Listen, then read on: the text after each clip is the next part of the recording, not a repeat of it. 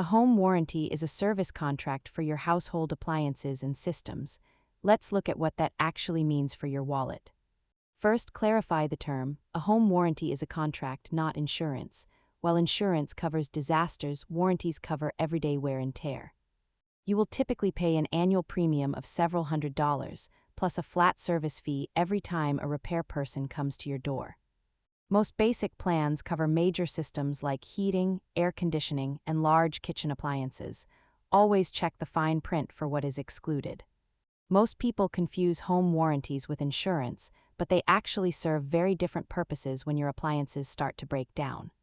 When a major item breaks, the warranty might save you from a massive bill, but you must weigh that against the annual cost of the plan.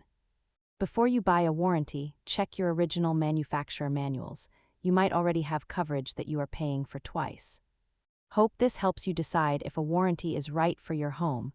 Save this video for your next maintenance check and subscribe for more.